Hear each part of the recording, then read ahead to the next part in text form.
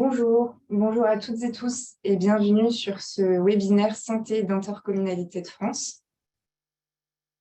La santé fait partie de nos sujets prioritaires de la commission cohésion sociale qui a été créée en 2021 aux côtés des enjeux autour des jeunesses et de l'engagement citoyen. Cette commission est présidée par Anne Terlez, vice-présidente au sein de Sener Aglo, et que je prie d'excuser. Normalement, elle introduit ces webinaires santé.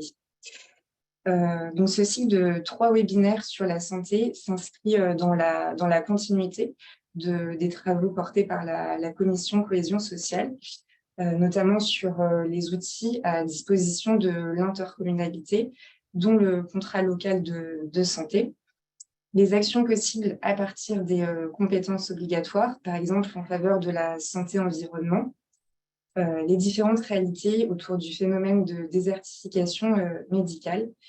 Et finalement, ce cycle de webinaires avec les 2 premiers qui ont porté sur les relations avec les professionnels de santé, notamment ceux regroupés en communauté professionnelle territoriale de santé, et le 2e webinaire qui portait sur le contrat local de santé. Le dernier webinaire du cycle, donc celui d'aujourd'hui, déployer une politique de sensibilisation à la santé mentale, avec Fanny Pastan, coordinatrice nationale des conseils locaux de santé mentale au centre collaborateur de l'OMS pour la recherche et la formation en santé mentale de Lille, le PSM de Lille Métropole, est construit en 2 temps.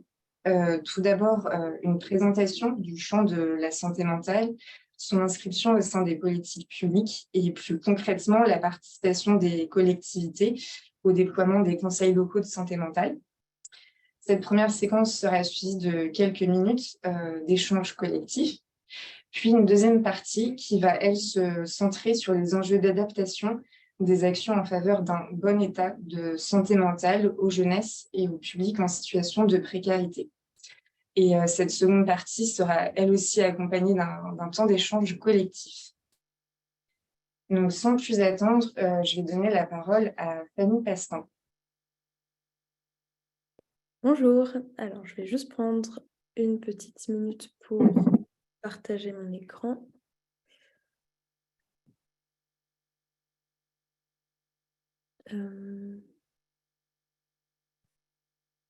Alors on a fait le test juste avant, mais j'ai l'impression que ce n'est pas le même mode de partage. Je ne peux plus partager juste le PowerPoint. Alors je ne sais pas si le mode a été changé, Marie. Non, j'ai rien touché.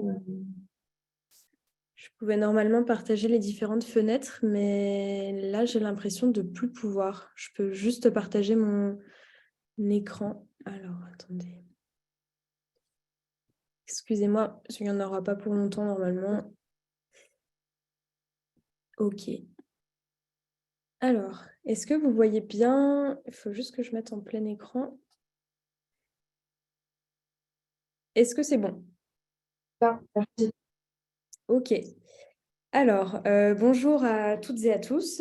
Donc moi, c'est Fanny Pastan. Je travaille pour le centre collaborateur de l'OMS de Lille, qui est spécialisé sur les questions de santé mentale. Donc un petit peu pour resituer dans le contexte des centres collaborateurs de l'OMS, il en existe des centaines dans le monde qui sont spécialisés sur des sujets de santé publique divers. Vous pouvez avoir des centres collaborateurs OMS sur les maladies chroniques, sur santé et alimentation, sur le cancer, par exemple. Et il existe une quarantaine de centres qui sont spécialisés spécifiquement sur le sujet de la santé mentale. Et en France, on a un centre collaborateur OMS qui travaille cette question, et c'est celui de Lille pour lequel je travaille. Donc notre rôle, c'est d'être une sorte d'interface entre la France et l'Organisation mondiale de la santé sur les questions de santé mentale. Donc en France, d'essayer de faire appliquer les recommandations de l'OMS en matière de santé mentale. Et inversement, on fait remonter aussi à l'OMS tout ce que la France fait d'innovant et d'original en termes de santé mentale. Et à ce titre, l'OMS nous a repérés il y a une vingtaine d'années parce qu'on accompagnait le déploiement des fameux conseils locaux de santé mentale que je vais vous présenter aujourd'hui. Et c'est parce qu'on déployait ces conseils locaux de santé mentale qui n'existaient nulle part ailleurs à l'époque. Aujourd'hui, ça se déploie un petit peu dans d'autres pays, mais c'est encore la France qui est le principal pays porteur de ce dispositif, que l'OMS s'est intéressée à ce qu'on faisait et qui nous a, entre guillemets, labellisé centre collaborateur. Parmi tous les sujets qu'on porte au centre collaborateur de l'OMS de Lille, donc on a une vingtaine de chargés de mission, médecins, psychiatres, internes en santé publique, etc., à travailler des questions de santé mentale. Nous sommes 4 personnes à travailler sur le sujet des conseils locaux de santé mentale, donc les fameux CLSM. Moi et mes 3 autres collègues qui travaillons sur cette question des CLSM, on travaille au sein de ce qu'on appelle le Centre national de ressources et d'appui au CLSM. Donc on est un centre national qui accompagne le déploiement des conseils locaux de santé mentale. On a 3 missions principales au sein du CCOMS sur la question des CLSM. Notre première mission, ça va être d'accompagner le déploiement des CLSM. Donc, si vous êtes une collectivité, une intercommunalité, un élu ou même une association, un hôpital intéressé par les CLSM, vous pouvez à tout moment nous contacter, nous demander une sensibilisation sur les CLSM, comment ça marche, à quoi ça sert. Et nous, on vous accompagnera de A à Z dans le déploiement et vos questionnements sur ce dispositif. Donc ça, c'est notre première mission, accompagner à la fois le déploiement, mais aussi le bon fonctionnement. Donc même une fois que votre CLSM est en place, on reste à votre disposition pour répondre à vos questions, vous accompagner dans un éventuel projet à l'échelle locale. S'il y a un blocage avec un partenaire ou que vous ne savez pas comment mettre en place un projet, on peut aussi intervenir. Donc on est vraiment sur de l'accompagnement méthodo individuel. Notre troisième mission, c'est d'animer le réseau des CLSM qui sont actuellement actifs. Donc, on est à quasiment 300 CLSM actuellement en France. Et nous, au Centre Ressources, on organise des événements nationaux, locaux, régionaux. On fait de l'appui méthodo à destination des coordonnateurs et coordinatrices de CLSM. On crée énormément de ressources, de guides, des recommandations qu'on met à disposition sur notre site Internet. Et on fait aussi des formations, par exemple, pour les coordos de CLSM. Donc, on anime une formation nationale qui dure 1 semaine et demie pour vraiment accompagner les personnes qui travaillent au sein des CLSM. On fait aussi des sessions de sensibilisation dans les quartiers. Donc, on intervient gratuitement dans les quartiers qui sont couverts par des CLSM pour aller parler santé mentale avec les habitants, les professionnels non spécialistes de la santé mentale, les élus locaux, les médecins, etc., pour réfléchir ensemble à l'échelle locale sur ce qui peut être fait en matière de projet en lien avec la santé mentale. Donc ça, c'est vraiment tout un second pan de notre activité qui est l'animation du réseau. Et notre troisième mission, c'est de valoriser tout ce que font les CLSM et ce que sont aussi les CLSM, en quoi consiste ce dispositif. Donc, on intervient auprès de nombreux partenaires, comme je le fais par exemple aujourd'hui pour Intercommunalité de France. On intervient lors d'événements locaux. Moi, je vais régulièrement sur le terrain rencontrer les élus, les villes, pour présenter ce qui se fait au niveau national et puis aussi, moi, m'informer de ce qui se met en place à l'échelle locale. On intervient dans des colloques aussi internationaux, par exemple pour l'OMS. Donc, on a aussi toute cette activité de faire connaître et valoriser ce que font les CLSM très concrètement, quel type de projets et d'actions ils mettent en place. Alors, pour commencer, avant de rentrer dans le vif du sujet et de vous parler de ce que sont les conseils locaux de santé mentale, ça me semble toujours intéressant de reposer ensemble ce qu'est la santé mentale. Moi, je rencontre énormément d'élus qui me disent on aimerait faire plus, on aimerait faire de la santé mentale sur nos territoires, on sent qu'il y a un besoin, mais je prends toujours le temps de réfléchir avec eux à qu'est-ce que ça veut dire faire de la santé mentale. Et en fait, on se rend vite compte dans les premières minutes de discussion qu'on ne met pas exactement les mêmes images et les mêmes mots derrière ce concept qui est très large. Donc là, malheureusement, on est en mode webinaire, donc je ne peux pas vous laisser la parole et ouvrir l'échange sur ce que c'est pour vous, ce concept de santé mentale. Mais généralement, quand je pose cette question à des non-spécialistes, ce qui revient généralement dans un premier temps, c'est que pour beaucoup de personnes, quand on dit santé mentale, en fait, on parle de psychiatrie. Quand j'interroge des élus, c'est quoi pour vous la santé mentale? Ce qui va ressortir comme mot, ça va être anxiété, ça va être le suicide, ça va être la dépression, ça va être des troubles, ça va être aussi des choses plus lourdes comme la schizophrénie. Ça va être en fait tout ce champ lexical qui est rattaché au champ de la psychiatrie et vraiment de la maladie et des troubles. Donc ça, c'est vraiment ce qui ressort le plus souvent quand je pose la question à des non-spécialistes et notamment à des élus, qu'est-ce que c'est pour vous la santé mentale ? Cette association qu'on a tendance à faire entre santé mentale et psychiatrie, elle a une conséquence directe qui est qu'on a tendance à focaliser les réflexions sur ce qui va rendre les gens malades plutôt que sur ce qui fait que les gens vont bien. Qu'en fait, quand on discute avec des élus de faire de la santé mentale, pour beaucoup d'élus, ça va être comment on prend en charge les personnes malades. Et bien sûr, c'est une question centrale et les CLSM travaillent cette question des parcours de soins, de la prise en charge. Mais en fait, je me rends compte que les élus s'interrogent peu, souvent en tout cas de ce qui ressort de nos échanges dans les premières minutes de rencontre, sur ce qui fait que les personnes ne développent pas de troubles en premier lieu. On est vraiment sur comment on réduit le nombre de troubles, comment on prend en charge les personnes qui en ont, mais pas qu'est-ce qui fait que les gens sont en bonne santé mentale et en situation de bien-être. Donc le second cas de figure, on a tendance à retrouver quand on pose la question « Qu'est-ce que c'est la santé mentale pour vous ?» Excusez-moi, ça met un peu de temps à apparaître. C'est non plus une association entre santé mentale égale psychiatrie, mais plus une sorte de binarité opposition. En échangeant, j'ai l'impression que pour beaucoup de personnes, il y aurait d'un côté la population qui est en bonne santé mentale, en gros, ça veut dire qui n'aurait pas de troubles, et de l'autre côté, une partie de la population qui aurait des troubles et à destination de laquelle il faudrait agir et proposer des actions. Donc vraiment une sorte de noir ou blanc, comme si soit on allait bien, et dans ce cas, il n'y a pas de politique publique à mettre en place, ce sont des personnes qui vont bien, VS, il y a des personnes qui vont mal, et il faut agir pour ces personnes-là. Ce qui est une vision encore un peu tronquée de ce qu'est la santé mentale, et on va voir ensemble pourquoi.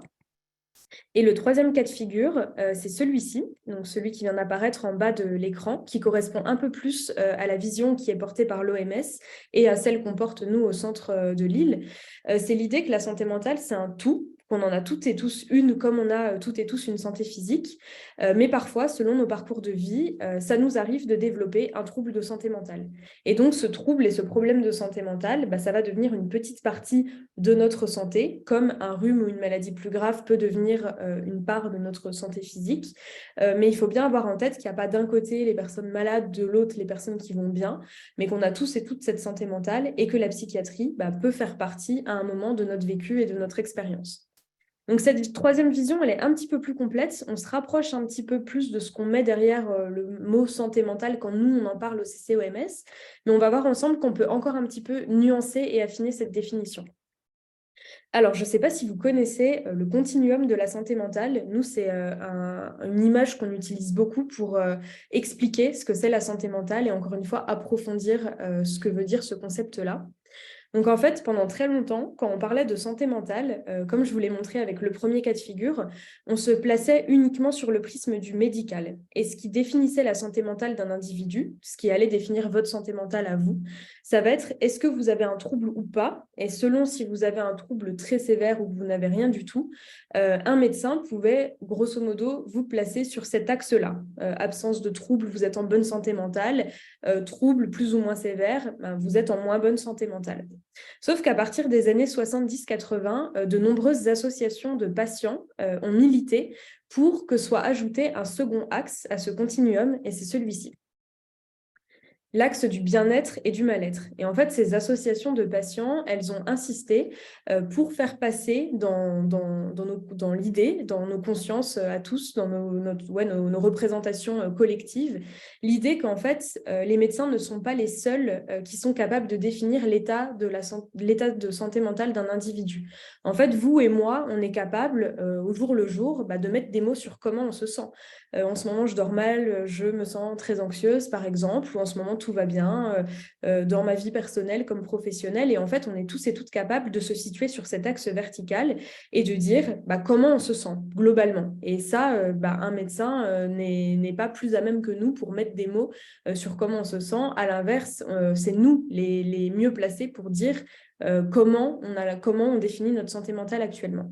Et en fait, ce qui est intéressant avec ce continuum, c'est qu'il permet vraiment d'élargir ce qu'on met derrière le mot santé mentale.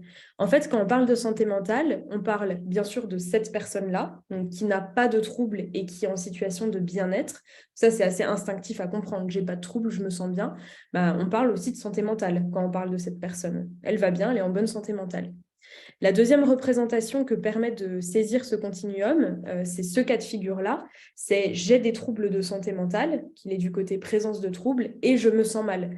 C'est généralement logique quand on a un trouble, qu'on a un trouble anxieux, qu'on a un trouble dépressif ou des troubles plus importants, on se sent souvent mal. Et quand on parle de santé mentale, on parle aussi de ce cas de figure. Mais ce qui est particulièrement intéressant avec ce continuum, c'est qu'il permet de nuancer un peu cette image de j'ai pas de trouble donc je vais bien ou j'ai un trouble donc je vais mal, et d'illustrer aussi par exemple ce cas de figure qui est je n'ai pas de trouble et pourtant je vais mal. Ça arrive par exemple quand on vit des choses difficiles, par exemple un décès, un licenciement, une rupture.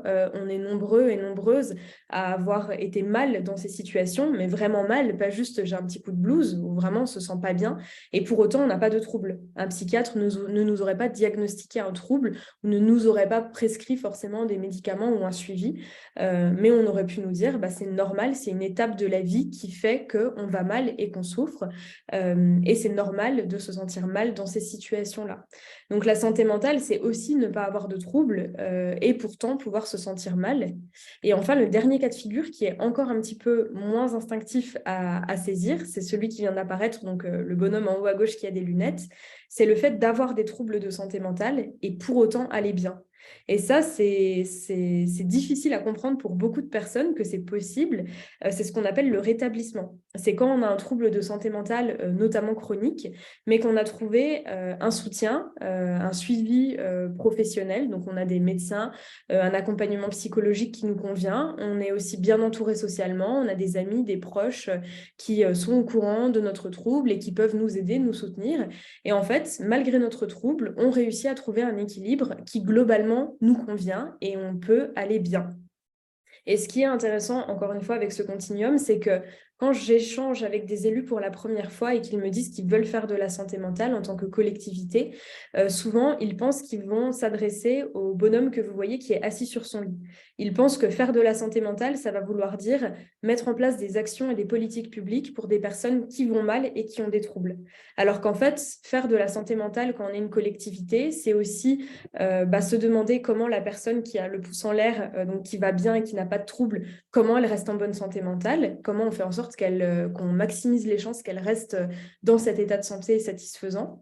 C'est aussi la personne qui va mal mais qui n'a pas de trouble, comment on s'assure qu'elle trouve le soutien dont elle a besoin, comment on s'assure qu'elle trouve les ressources en elle pour se sortir de cette passe-là. Et enfin, pour la personne qui est en situation de rétablissement, comment on fait pour rendre ce rétablissement possible? Comment on fait en sorte que cette personne, elle reste en rétablie et donc qu'elle ait le soutien social et médical et le suivi médical dont elle a besoin. Donc faire de la santé mentale, en fait, c'est agir sur tous ces pans-là de la santé mentale et pas simplement sur les troubles. Donc ça, c'est important de reposer ça ensemble pour comprendre ensuite l'étendue de ce que peut proposer un conseil local de santé mentale. Maintenant, ça peut être aussi intéressant que rapidement on s'interroge sur qu'est-ce qui fait qu'on fluctue sur ces deux axes, autant sur l'axe des troubles que sur l'axe du bien-être et du mal-être. Quels sont les déterminants qui vont influencer positivement et négativement notre santé mentale? Alors là aussi, j'aime bien généralement poser la question. Là, malheureusement, je ne vois pas le chat parce que j'ai le plein écran.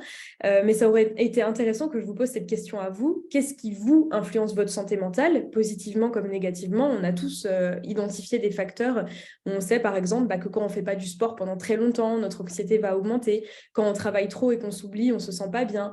Quand on ne voit pas nos proches ou au contraire, quand on les voit trop, c'est possible aussi, on se sent moins bien. Que quand on va marcher et qu'on part le week-end en rando, c'est des choses qui nous font du bien à notre santé mentale. On a tous déjà réussi à identifier des facteurs qui varient d'un individu à l'autre qui font qu'on se sent plus ou moins bien. Mais ces facteurs, ils vont au-delà des facteurs individuels. Donc, c'est ça qu'on va regarder rapidement ensemble. On peut définir les facteurs, les déterminants de la santé mentale selon 3 grandes catégories. Vous avez tout ce qui est facteur individuel. Donc là, on va mettre par exemple tout ce qui est santé physique. On sait que quand on est en mauvaise santé physique, qu'on a une maladie, qu'on est malade, forcément notre santé mentale en prend un coup. Il y a aussi tout ce qui est facteur génétique. On sait que si nos parents avaient des troubles de santé mentale, on a un risque un petit peu plus élevé à un moment d'en développer nous-mêmes. Alors, ça ne veut pas dire du tout que les troubles sont héréditaires. Ça, c'est des idées reçues qu'on entendait il y a plusieurs décennies où on disait cette personne qui est schizophrène, il ne faut pas qu'elle ait d'enfants parce que ses enfants seront eux aussi schizophrènes. Ça, on sait que c'est faux. Les troubles de santé mentale ne sont pas héréditaires. En revanche, on sait qu'il y a des choses qui se jouent. Par exemple, si on a un parent qui est très, très anxieux, hypocondriaque, il y a de fortes chances que nous-mêmes, on le soit. Donc, c'est des choses comme ça qui se jouent dans la transmission. Et on sait qu'en termes génétiques, encore une fois, il y a des choses qui peuvent se transmettre d'une génération à l'autre en matière de santé mentale. Le genre aussi a un impact. On sait que les femmes ont plus de risques tout au long de leur vie de développer des troubles de santé mentale et aussi que les femmes et les hommes n'ont pas les mêmes troubles. Les hommes vont plus développer des troubles en lien avec les addictions. Les femmes vont plus développer des troubles anxieux ou dépressifs. Tout ce qui est personnalité a un impact aussi. On sait que l'estime de soi, la capacité à parler de ses émotions a un impact central sur le risque de développer un trouble à un moment de sa vie. Tout ce qu'on vit dans l'enfance en termes de traumatisme, là aussi, on sait que les enfants qui vivent des traumas dans l'enfance ont vraiment des risques décuplés de développer un trouble à l'adolescence ou au moment quand ils sont des jeunes adultes. Donc ça, c'est tout ce qui est des facteurs individuels qui sont vraiment propres à nous et à nos parcours de vie. Ensuite, vous avez une deuxième catégorie de facteurs qui sont les facteurs sociaux et économiques. Donc là, ça va être par exemple tout ce qui est nos relations familiales et notre soutien social. On sait que si on est très isolé socialement ou que si on a des relations familiales par exemple toxiques, forcément, on a plus de risques d'avoir des problèmes de santé mentale à un moment que si on est très bien entouré, qu'on s'entend très bien avec notre famille, qu'on a des proches en qui on a confiance, etc. Ensuite, pour tout ce qui est situation économique, on sait que le niveau de revenu, le fait d'avoir un emploi qui est satisfaisant, qui nous convient, le niveau d'éducation, le niveau de dette et globalement notre statut socio-économique a un impact sur notre santé mentale. Et que plus on vit en situation socio-économique précaire, plus on a des risques de développer des troubles de santé mentale. Et ça, on l'a bien vu notamment pendant le Covid. On a vu que toutes les personnes qui étaient confinées dans des grandes maisons à la campagne, qui n'avaient pas de risque de perdre leur emploi et qui continuaient d'avoir un revenu, forcément, elles n'ont pas eu les mêmes risques d'aller mal mentalement que les personnes qui étaient isolées, seules, dans des tout petits logements et qui ne savaient pas si elles allaient pouvoir toucher un salaire à la fin du mois. Et enfin, une dernière catégorie de déterminants de notre santé mentale, c'est tout ce qui va être facteurs sociétaux. Donc là, on monte encore d'un niveau, c'est encore à un niveau méta. Ça va être par exemple tout ce qui concerne la politique sociale et économique de notre pays. Donc on sait que plus on vit dans un pays où les inégalités sociales et économiques sont élevées, plus les individus ont des risques de développer des troubles de santé mentale.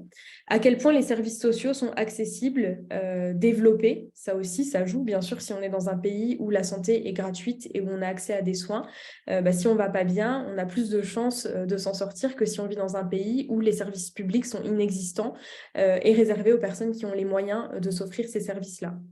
Les politiques de l'emploi, les crèches, les écoles, tout ça, on a l'impression que c'est moins directement lié aux questions de santé, alors qu'en fait, ça a un impact direct sur la santé mentale des parents, des enfants.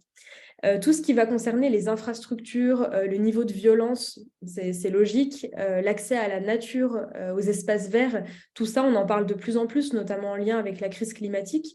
On sait que le fait de ne pas avoir accès à la nature ou de vivre dans des environnements très pollués a un impact négatif sur la santé mentale des individus.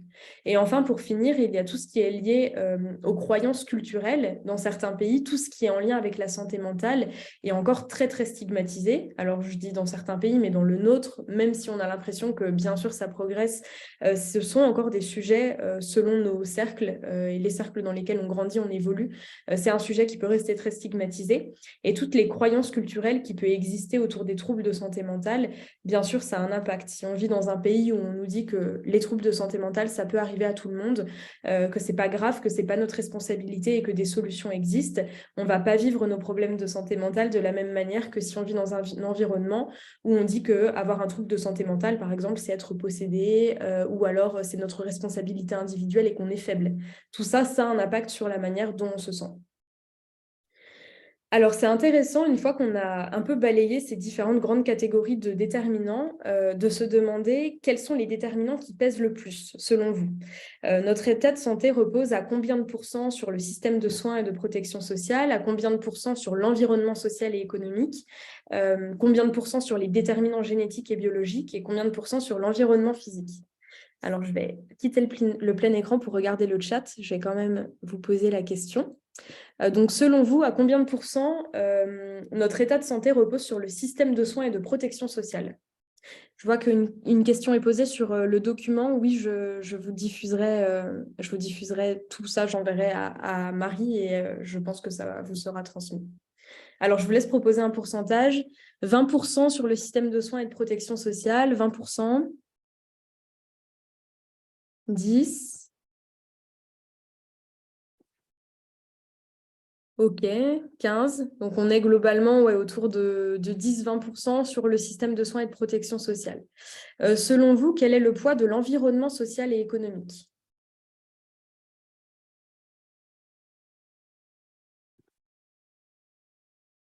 30. Alors là, ça monte un petit peu. 35, 30, 40, 40, 40, 10. Encore quand même quelques petits pourcentages. Ok. Pour tout ce qui est déterminant génétique et biologique. C'est bien, vous êtes synchro dans vos réponses. Alors, déterminant génétique et biologique, ça redescend un petit peu. Ah non, 40 quand même. 10, 5, ok. Et pour tout ce qui est environnement physique, donc le quartier dans lequel on vit, notre logement, 45, 30, 40. Ok, bon, c'était... Ah, 70. Les enchères montent d'un coup là. Ok, alors je vais repasser en plein écran. Alors, on sait que notre état de santé repose à 20% sur tout ce qui est système de soins et protection sociale. Donc, c'est intéressant parce que ce chiffre est quand même élevé, mais pas tant que ça, sachant qu'en France et dans beaucoup de pays, on a tendance à focaliser nos politiques de santé sur le système de soins et de protection sociale. C'est surtout là-dessus qu'on met les efforts quand on dit faire des politiques de santé. En fait, on parle souvent du système de soins. Et on voit qu'en fait, le système de soins et de protection sociale ne joue, entre guillemets, qu'à 20% sur notre état de santé. Ensuite, pour tout ce qui est environnement social et économique, on est à 50%. Alors, je répondrai aux questions après. Excusez-moi, je les lis en même temps, je me suis déconcentrée. Donc, 50% de notre état de santé repose sur notre environnement social et économique, donc la moitié. 15% sur les déterminants génétiques et biologiques et 15% sur l'environnement physique. Donc, si on remet dans l'ordre, on voit qu'en fait, l'environnement social et économique est vraiment la part des déterminants qui pèsent le plus dans notre état de santé. Ensuite, c'est le système de soins et de protection sociale et seulement après, déterminants génétiques, biologiques et environnement physique. C'est intéressant d'avoir en tête que 50% de notre état de santé repose sur l'environnement économique et social, parce qu'en fait, là, le système de soins, l'hôpital, les médecins n'ont pas la main là-dessus. Ce sont les politiques publiques et les villes qui peuvent jouer sur cet environnement social et économique. Et c'est pour ça que quand on rencontre beaucoup d'élus qui nous disent « oui, mais la santé, ce n'est pas la compétence des villes, on ne peut pas agir là-dessus », en fait, faire de la santé, c'est avant tout agir sur cet environnement-là.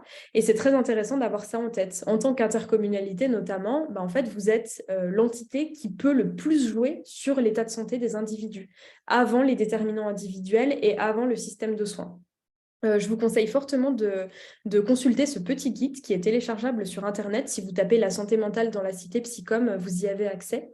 Justement, il revient sur cette notion des villes qui ont un rôle central à jouer sur les déterminants.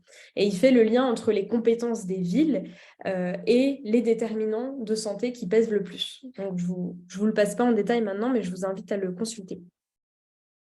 Je regarde l'heure rapidement, s'assurer de ne pas dépasser. Donc maintenant, si je vous présente rapidement en quoi consistent les conseils locaux de CLSM, comment ils marchent. Alors j'avais donné quelques chiffres quand même sur l'état de santé mentale avant de rentrer dans les CLSM. Je voulais juste rappeler qu'une personne sur 8 actuellement dans le monde vit avec un trouble de santé mentale, donc ce qui est quand même énorme. Et en France, selon Santé publique France, 12% de la population est concernée, donc quasiment 7 millions de personnes. Parmi les défis auxquels on est confronté actuellement en matière de santé mentale, on a bien sûr tout ce qui est difficulté d'accès aux soins, qui ne concerne d'ailleurs pas que la santé mentale. Tout ce qui est encore vision santé mentale, trop focus, troubles, psychiatrie, on a tendance à oublier les liens directs avec les déterminants, notamment économiques et sociaux, qu'on vient de rebalayer ensemble, et toutes les questions de stigmatisation qui entourent encore beaucoup trop la santé mentale. Et parmi les nouveaux défis, donc tous ceux que j'ai cités avant en termes d'accès aux soins, de prévalence des troubles et de vision trop focus psychiatrie, tout ça, c'est pas nouveau. Mais depuis quelques années, on a quand même le Covid qui est passé par là et qui a bien sûr amplifié et créé de nouveaux troubles en termes de santé mentale, aggraver l'état de santé mentale des personnes qui avaient déjà des troubles et créer de nouveaux troubles pour des personnes qui n'en avaient pas. Il y a tout ce qui est utilisation des technologies de l'information et de la communication. On sait que ça a un impact, notamment chez les jeunes. C'est des questions qui interrogent beaucoup. Tout ce qui est lié au stress, tous les burn-out, tous les troubles qu'on désigne actuellement sous le terme d'éco-anxiété, tout ça, c'est assez récent, ça date de quelques années. Et enfin, pour terminer, tout ce qui est augmentation des inégalités, et notamment en termes de santé mentale, ça, on sait que le Covid n'a pas fait du bien aux inégalités sociales et territoriales et aux inégalités de santé. Donc, tous ces défis, ils sont nouveaux et je sais que c'est des questions que se posent beaucoup les élus et les villes et comment on y remédie. Alors, avant de vous présenter les CLSM, je voulais vous faire un petit panel des principales recommandations qui sont proposées par les instances nationales et internationales en matière de santé mentale, pour vous montrer ensuite comment les conseils locaux de santé mentale sont des endroits dans lesquels on peut mettre en œuvre ces recommandations. La première recommandation qui est beaucoup ressortie, c'est le fait qu'on manque actuellement de promotion de la santé mentale, comment prendre soin de notre santé mentale, comment encourager le bien-être des individus, faire aussi plus de prévention et de lutte contre la stigmatisation. En fait, tout ce qui arrive avant les troubles, ça, on n'est pas très bon en France pour faire tout ce qui est promotion, prévention. Donc, il faut renforcer la mise en œuvre de stratégies dans ces domaines-là. Il faut aussi organiser le déploiement dans l'ensemble des milieux de vie des actions de promotion qui ciblent les facteurs d'équilibre psychique, donc tout ce qui va être environnement bienveillant, les liens sociaux, le développement de l'activité physique, etc. C'est des choses qu'on ne lit pas assez explicitement à la santé mentale. Promouvoir la santé mentale et le bien-être de toutes et tous, et aussi développer une culture partagée de la santé mentale. Donc réussir à parler de santé mentale, comme je vous en ai parlé en introduction, en insistant sur le fait qu'on en a toutes et tous une, que ça arrive à un moment d'aller moins bien et que c'est lié à une multiplicité de facteurs et que ce n'est pas la responsabilité des individus. Si tout le monde était capable d'en parler comme ça, de manière personnelle, donc avec nos proches, mais aussi dans la sphère professionnelle, on sait que la santé mentale serait moins stigmatisée, que les individus chercheraient plus rapidement du soutien et on réduirait le nombre de troubles qui se développent chaque année. Il y a une tribune du Monde qui est sortie il y a quelques mois que je vous recommande fortement, qui s'appelle « Éviter au maximum d'avoir besoin de soins en favorisant la santé et le bien-être ». Donc, cette tribune, elle explique qu'on est encore trop focus sur le système de soins et pas assez sur le système de santé, qui sous-entendrait d'insister sur les déterminants qu'on a vus ensemble, et notamment les déterminants économiques et sociaux qui permettent aux individus d'aller bien, plutôt que de toujours s'interroger sur les moyens qu'on met dans le système de soins. Même si, bien sûr, notre système de soins en a besoin et que c'est une priorité actuellement, on ne s'interroge pas assez sur l'amont. Ensuite, en termes de recommandations, il va y avoir tout ce qui est réduire les barrières financières, renforcer l'accès aux soins et améliorer la qualité des soins, donc en réduisant les barrières financières, en donnant une place centrale aux personnes directement concernées pour qu'elles nous donnent leurs retours et leurs besoins sur la manière dont fonctionnent les systèmes de soins actuellement et sur ce qu'on pourrait améliorer.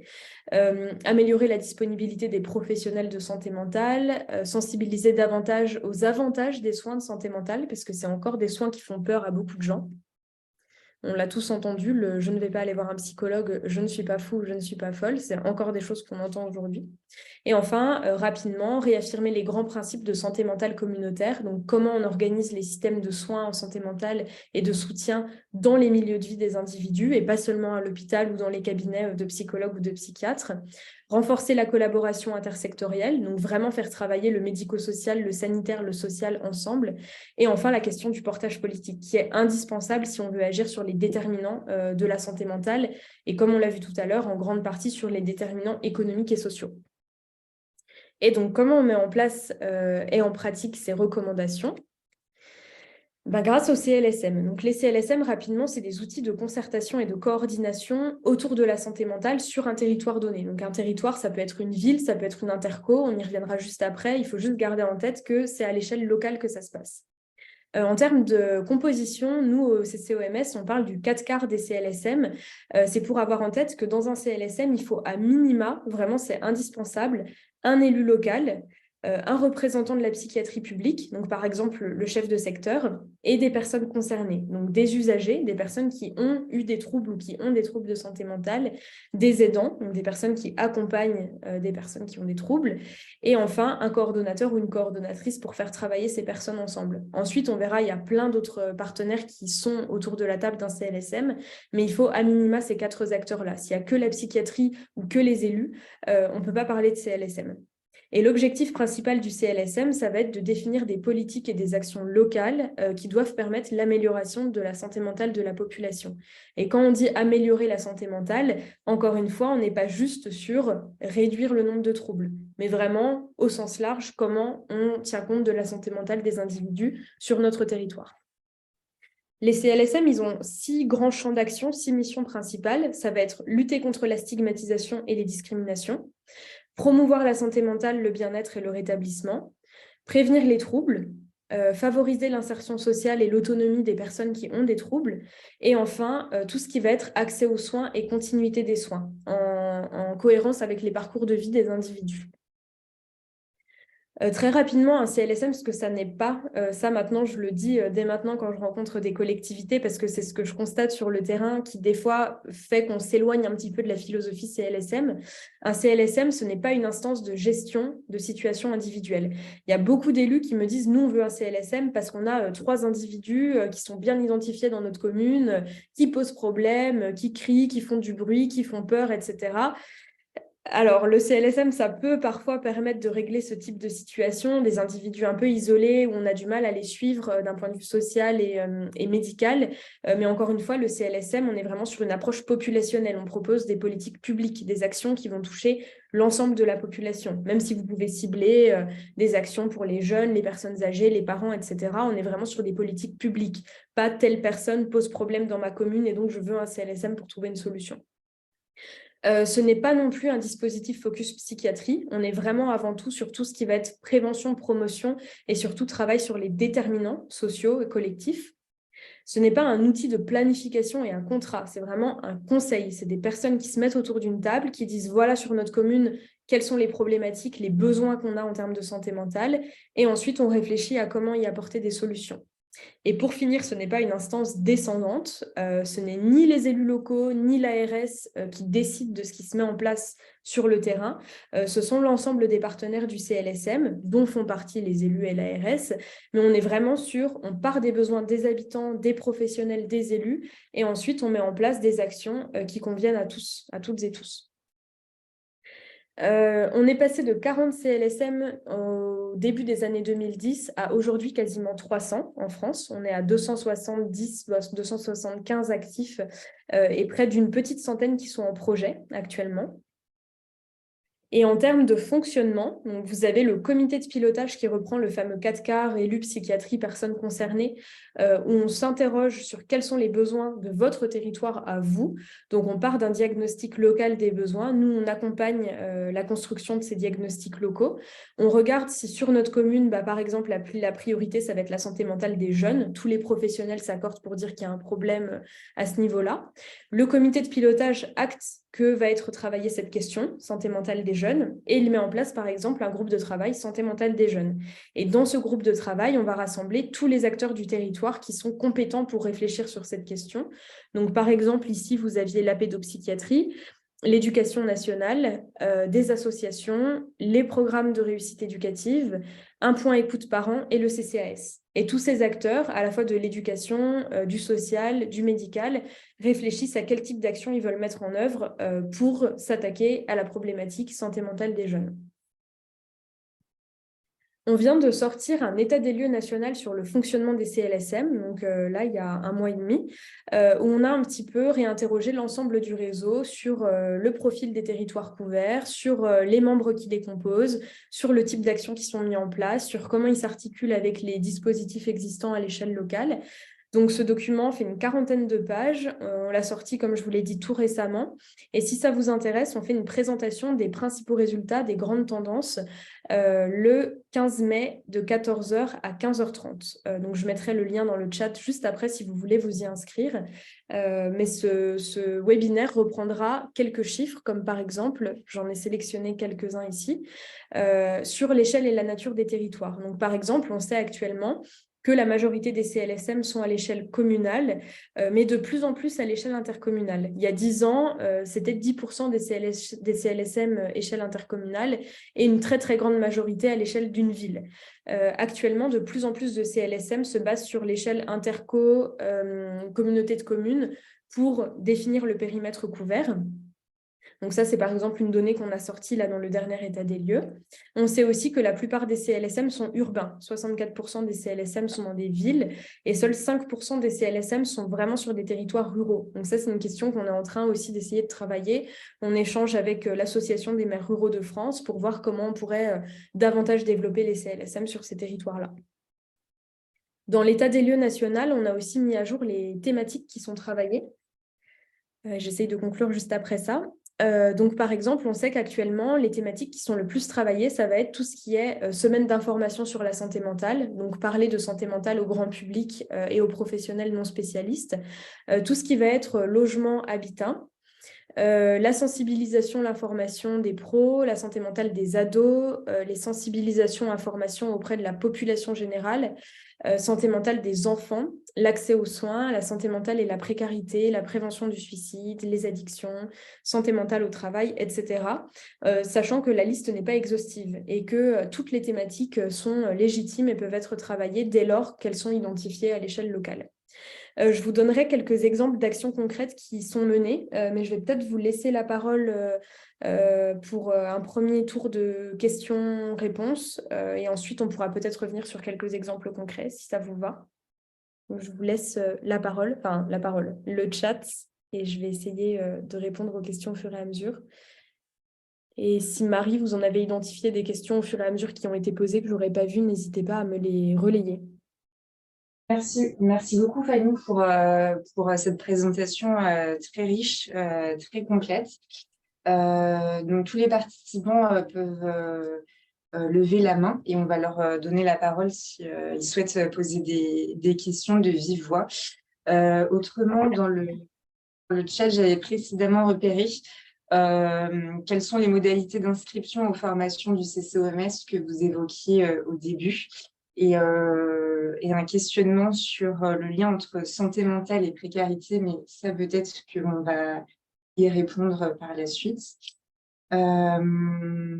Et là, à l'instant, Zoé Le Thor qui demande quel lien avec les contrats locaux de santé.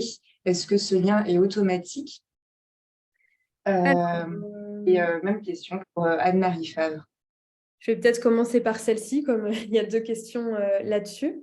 On s'est beaucoup interrogé sur le lien CLS-CLSM l'année dernière parce que, comme vous le savez peut-être, il y a une loi qui est sortie en février dernier, la loi 3DS, qui précise que désormais les CLS, donc les contrats locaux de santé, doivent obligatoirement avoir un volet santé mentale. Donc nous, on était très contents en lisant cette partie de la loi parce qu'on s'est dit, bon, bah, le plaidoyer en faveur de la santé mentale pendant le Covid a fini par payer et aujourd'hui, vraiment, on voit que la santé mentale devient un volet incontournable des questions de santé en général. Donc, quand on a lu cette loi, désormais, les CLS doivent avoir un volet santé mentale, on a reçu énormément de questions de territoires qui nous disaient, mais est-ce que ça veut dire que désormais, les CLS doivent obligatoirement mettre en place un CLSM pour faire ce volet santé mentale?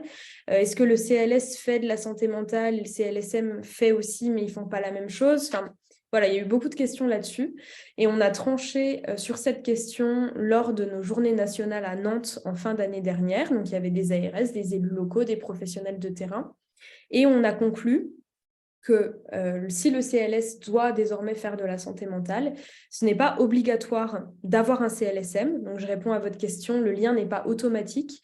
Nous, on est convaincus que le CLSM ne doit pas devenir obligatoire. Vraiment, les collectivités où ça se passe bien, où le CLSM est efficace, c'est quand il y a des élus et des secteurs de psychiatrie convaincus que le CLSM est utile. Si le CLSM devient obligatoire, on a peur que les collectivités les mettent en place parce qu'il faut cocher une case, mais qu'en fait, derrière, il n'y ait pas le portage politique qui est indispensable pour que ça marche, il n'y ait pas l'implication des professionnels qui est indispensable pour que ça marche.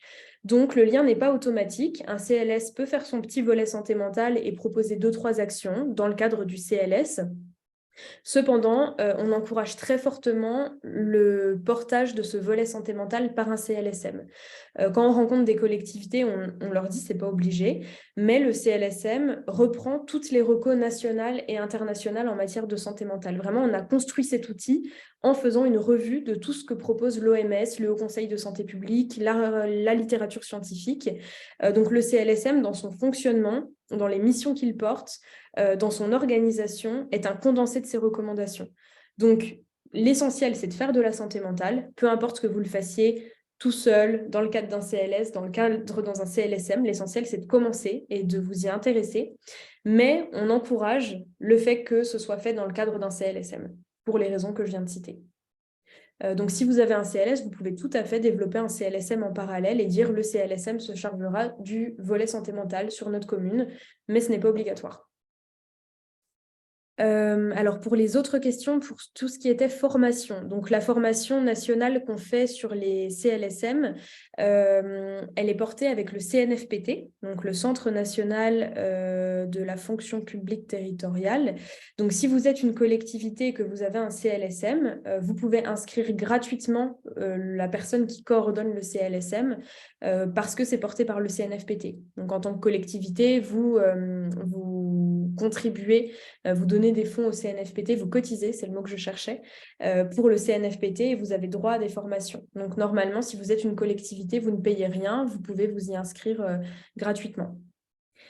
Pour les autres questions qu'il y avait, formation, j'ai oublié la deuxième que vous aviez posée, Marie. C'était sur le lien santé mentale et précarité, mais je pense qu'on va en parler juste après. Oui. Peut-être prendre la question sur l'articulation avec les quartiers prioritaires de la politique de la ville. Des études ont été faites concernant, par exemple, un impact fort et plus important sur ces populations lors de la crise sanitaire. Oui, alors nous, on est financé, quand je dis nous, au Centre national de ressources et d'appui au CLSM, on est financé 50-50 par le ministère de la Santé et par l'Agence nationale de la cohésion des territoires, donc, qui s'occupe de la politique de la ville. Donc, on a une grosse partie de notre mission qui est focus sur les QPV. Donc, le CLSM, c'est un dispositif de droit commun, n'importe quel territoire peut le développer, mais on encourage particulièrement les territoires qui ont des QPV à les mettre en place parce que, comme vous le dites très justement, on sait que les QPV sont des territoires où il y a plus de risques pour la santé mentale. Tout simplement, on l'a vu à cause des déterminants de la santé mentale. On sait que plus on est en situation de précarité, plus on a plus on est en situation de précarité, plus on a des risques d'être en situation socio-économique compliquée, plus la santé mentale va être impactée. Et du coup, les habitants des QPV ont plus de risques. Donc, nous, on encourage très fortement les territoires QPV à mettre en place des CLSM.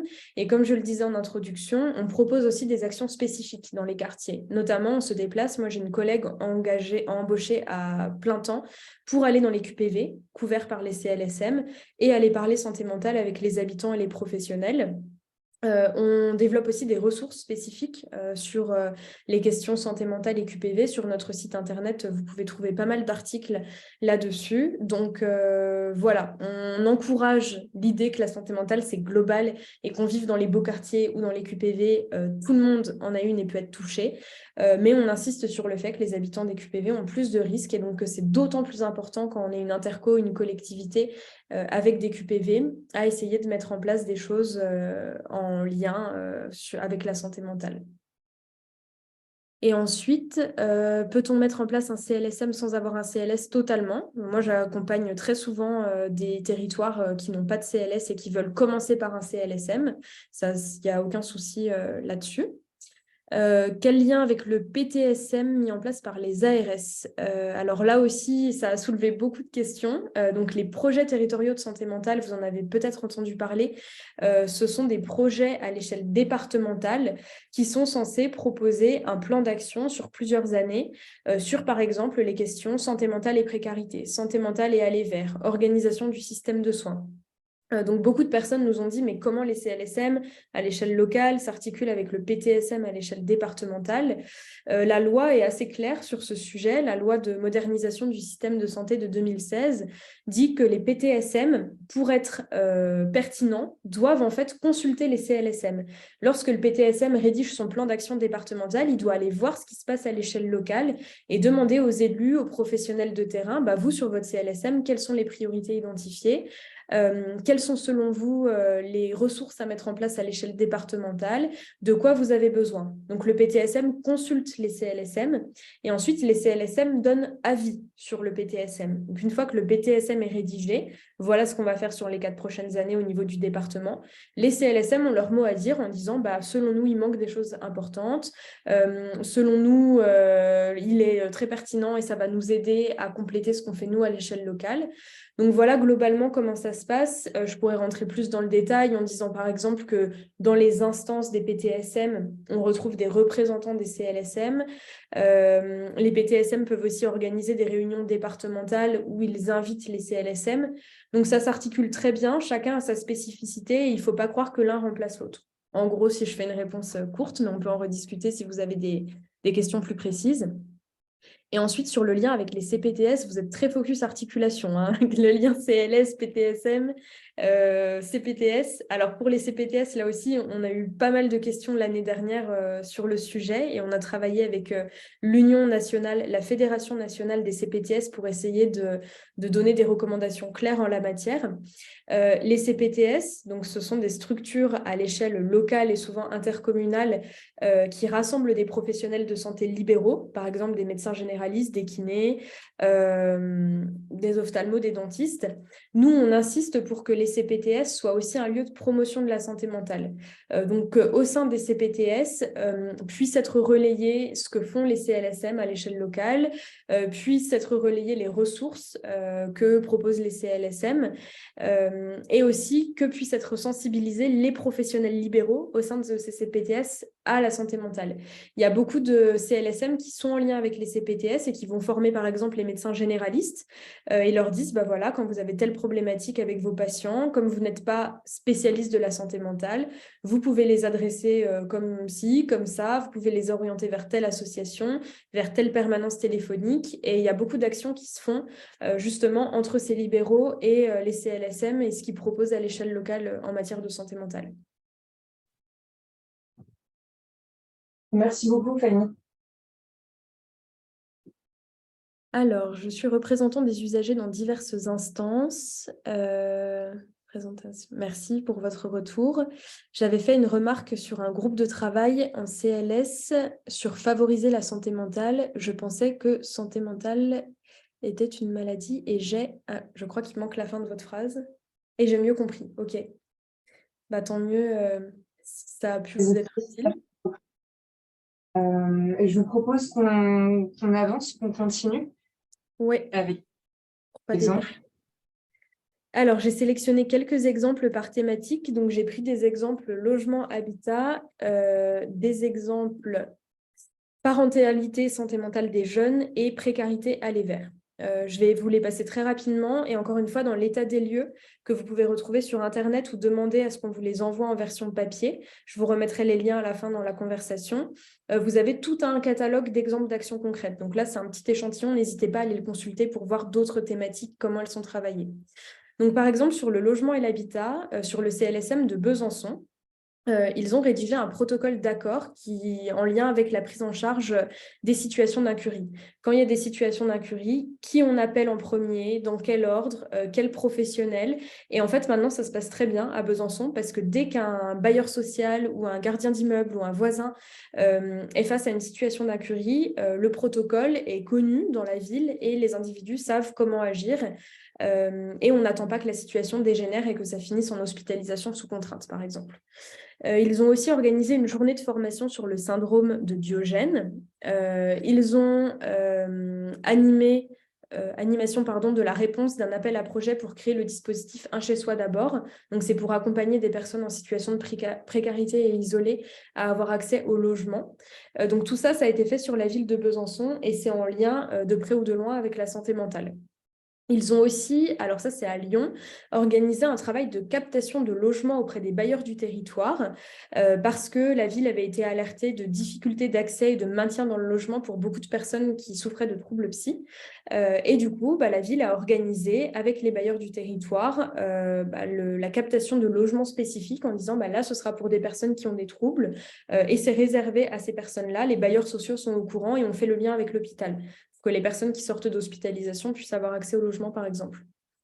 Dans le Nord, dans les web, ils ont organisé des actions d'information et d'échange sur le logement inclusif, le logement participatif intergénérationnel, parce qu'ils avaient constaté que des personnes âgées étaient très isolées, n'arrivaient pas à prendre soin d'elles seules, par exemple, et étaient en situation de souffrance psychique, et inversement, que des étudiants, notamment pendant le Covid, là aussi, étaient isolés, vivaient mal le fait de vivre seuls, et même si elles n'avaient pas de troubles, c'était des personnes qui allaient mal.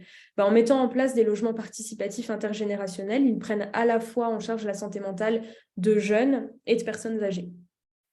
À Champigny, là aussi, ils ont mis en place, comme à Lyon, un système de location de logements auprès de bailleurs du territoire pour faciliter l'accès aux personnes vivant avec des troubles. Et l'association qui gère cette captation de logements, elle gère aussi l'entretien courant des appartements et le mobilier. Parce qu'on sait que parfois, les personnes qui ont des troubles ont du mal à gérer le ménage, le mobilier, la gestion de leur mobilier, trouver des meubles, etc. Et donc, l'association s'occupe de tout ça et ça favorise à la fois l'autonomie des personnes tout en s'assurant qu'elles sont quand même dans un cadre pris en charge et pas soit on est hospitalisé, soit on est livré à soi-même et tout seul dans son appartement. Pour tout ce qui est parentalité santé mentale, par exemple, à Épinay-sur-Seine, en Île-de-France, dans le 93, ils ont créé un groupe d'entraide pour les parents d'enfants qui sont en situation de handicap, parce qu'on s'était rendu compte que les parents allaient parfois eux-mêmes mal et étaient isolés et n'osaient pas emmener leurs enfants dans les dispositifs de droit commun à cause justement du handicap. Et ce groupe d'entraide pour les parents, il avait plusieurs objectifs. C'était à la fois que les parents s'apportent du soutien mutuel, de l'écoute, et comme ils vivent globalement les mêmes situations, ils se comprenaient et beaucoup de parents ont dit que ça les a beaucoup aidés. Mais l'idée, au-delà de trouver de l'écoute et du soutien, c'était aussi de mettre des choses en place. Donc ces parents, entre eux, réfléchissaient à ce dont ils avaient besoin. Par exemple, nos enfants en situation de handicap n'ont pas accès à des structures sportives adaptées et ils ont demandé au CLSM de les aider à organiser l'accès à des structures et des activités sportives adaptées pour leurs enfants. Donc, c'était à la fois un lieu d'entraide et d'écoute mutuelle, mais aussi un lieu d'action où les parents se sentaient utiles et étaient satisfaits de ce qu'ils pouvaient mettre en place avec le soutien du CLSM. Et ça partait vraiment de leurs besoins à eux. Sur Valbonne, tous les professionnels de l'enfance, donc par exemple le professionnel des cantines, les instituteurs, les institutrices, etc., les profs, ont été formés aux compétences psychosociales. Donc c'est des compétences de gestion de ses émotions, de respect des élèves entre eux, des enfants entre eux, de communication positive, de réussir à s'exprimer quand ça ne va pas. Tous les professionnels ont été formés pour accompagner les enfants dans le développement de ces compétences. Donc, il y a eu une centaine de professionnels qui ont été formés sur la commune et les enfants eux-mêmes ont été aussi parfois directement formés. Donc, soit aux compétences psychosociales au sens large, mais aussi parfois, par exemple, sur la thématique spécifique sommeil et écran. Et sur l'accès aux soins, précarité à les verts, alors je n'ai pas voulu mettre trop d'exemples, mais vous en trouvez encore une fois dans l'état des lieux. Par exemple, dans le Nord, ils ont créé un espace passerelle, ils l'appellent, entre le social et le sanitaire, où en fait, dès qu'un professionnel identifie quelqu'un qui va mal, par exemple, une assistante sociale suit quelqu'un et se rend compte que la personne a l'air d'aller pas bien, mais elle ne veut pas aller voir un psychologue parce que ça coûte trop cher, parce qu'elle ne sait pas comment faire, parce qu'elle dit que c'est pour les personnes folles et que ça lui fait peur, par exemple, cette assistante sociale peut appeler le CLSM Et le CLSM, ensuite, oriente en fonction des besoins. S'il se dit, ah, bah, cette personne, elle n'a peut-être pas besoin d'un suivi psy, mais d'être dans une association où elle peut être écoutée, comprise, bah, elle va orienter vers une asso. Si elle estime que la personne a peut-être besoin d'un suivi psy, la ville a embauché à mi-temps un psychologue libéral et ce psychologue va directement prendre contact avec les personnes en disant, votre assistante sociale s'est permis de me dire qu'elle s'inquiète pour vous. Est-ce que vous seriez d'accord pour que je vienne vous rencontrer chez vous et qu'on puisse échanger sur votre situation? Et en fait, beaucoup de personnes acceptaient le suivi psy parce que la psychologue vient à eux, en fait, et les rencontre dans un environnement qui les rassure et qui les met à l'aise. Donc, c'est un espace passerelle entre le social et le sanitaire. Et ça marche très bien et ça permet notamment de faire face en partie au manque de professionnels sur le territoire parce qu'on trie, entre guillemets, les situations où parfois on croit que c'est un psychologue dont on a besoin alors que pas forcément, c'est plus de ne pas être isolé et d'être dans une association, ce genre de choses. Donc voilà pour les quelques exemples que j'ai notés. Et je vais m'arrêter là, sinon je vais dépasser. Je ne sais pas si je peux prendre encore quelques questions. On voit qu'il est déjà 15h33. Bah, je propose qu'on prenne les questions là dans le chat, les dernières questions, notamment sur le financement du poste de coordinateur de CLSM à l'échelle de l'intercommunalité. Et également...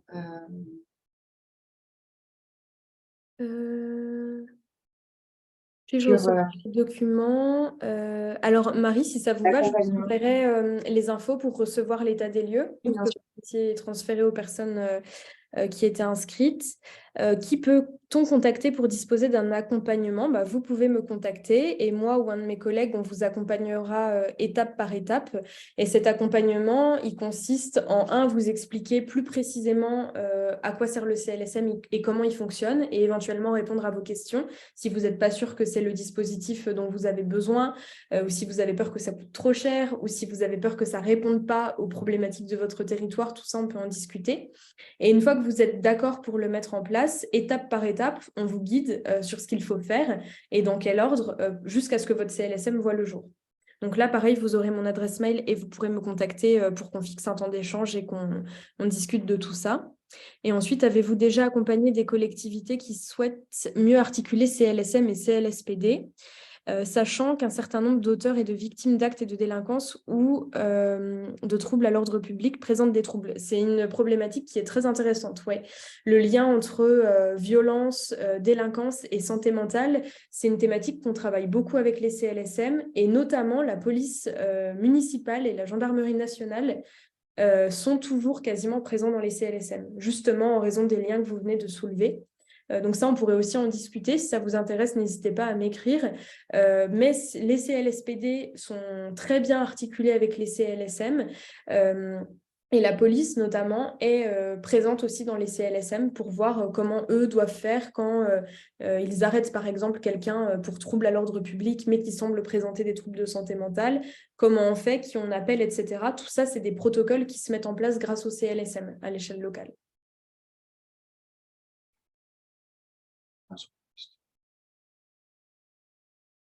Je vais Et vous remettre mon adresse mail tout de suite si vous voulez me contacter après le webinaire. Et puis, j'enverrai tous les documents, l'état des lieux, le PowerPoint, le lien d'inscription au webinaire si ça vous intéresse. Voilà, je vous ai remis mon adresse. merci beaucoup, Fanny. Alors nous, on mettra bien sûr sur le site internet donc votre présentation d'aujourd'hui, PowerPoint, et puis aussi les productions que vous avez présentées, la santé mentale dans la cité et l'état des lieux.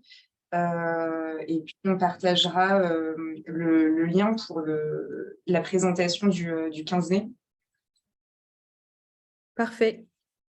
Merci à vous en tout cas pour l'invitation et puis pour être resté connecté jusqu'au bout.